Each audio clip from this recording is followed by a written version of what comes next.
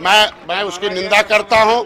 आज के लोकतंत्र में, संविधान में किसी भी प्रकार का कानून हाथ में लेने का हक किसी को नहीं है। धर्म का प्रचार, धर्म का सभी का धर्म है। जब सबको धर्म में जगह दी गई है कि सारे हिंदू जो कहे जाते हैं उनका वोट लिए जाते हैं, उनको अपना साथ लिए जाते हैं, खून लिए जाते हैं, उनका झंडा उठवाया जाता है, वोट लिए जाते हैं। समाज में हमने व्यवस्था कर दी कि सब हिंदू हैं तो सबको पढ़ने का अधिकार है, सबको किसी अगर कोई करने का अधिकार है कि नहीं है?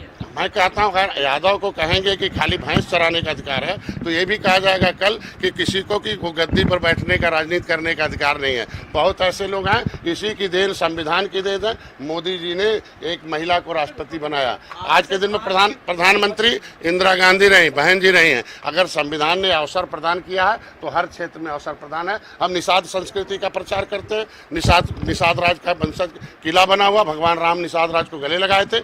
आज के दिन में यदुवंशियों की जगह है मथुरा, तो हम ही लोग तो मुक्ति आंदोलन चला रहे हैं। वहीं उसी को आखिर जिनके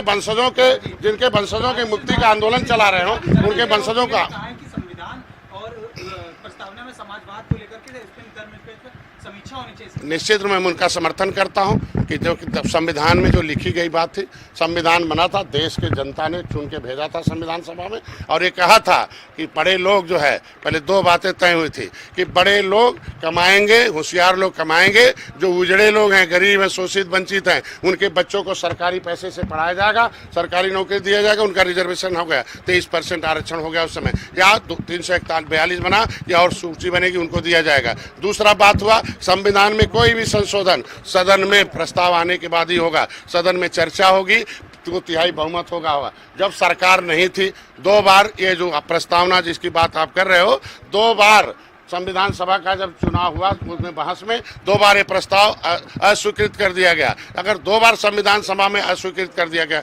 सुप्रीम कोर्ट ने अस्वीकृत कर दिया, तो चोरी से कांग्रेस ने उसे क्यों लिखा? जब वो सरकारी नहीं थी, डिक्टेटरशिप थी, उस समय जनता को सरकार को फ्रीज कर दिया गया। उस पर बहस होना चाहिए, अगर जरूरी है तो रहा है, नहीं जरूरी हटा दे।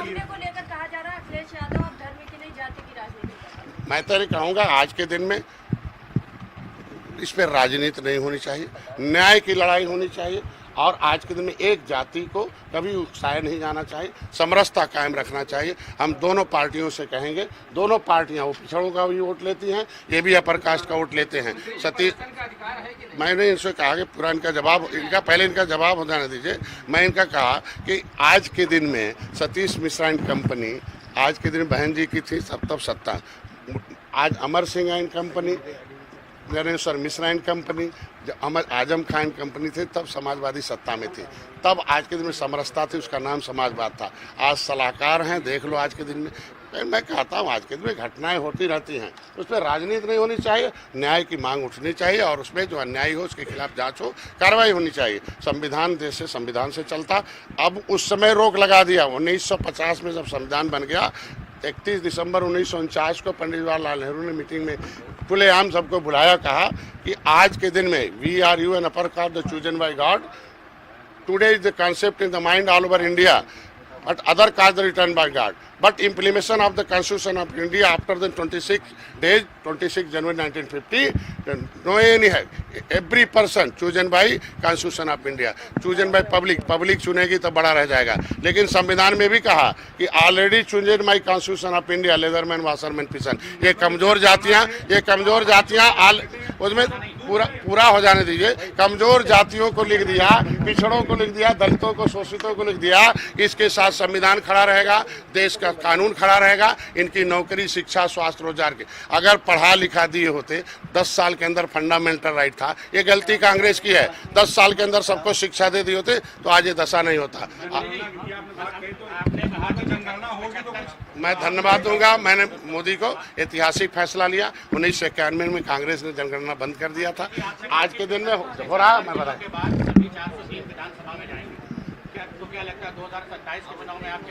अरे हम कह रहे, हम वोट, हमारे पास वोट रहेगा तभी तो हमें मोदी योगी भाई सेना 2000 देखो, यह तो भारतीय जनता पार्टी बार बार हमसे जो पूछते हैं तो समाजवादी पार्टी ने जब दरवाजा बंद कर दिया था तब मैं भारतीय जनता पार्टी के पास आया था।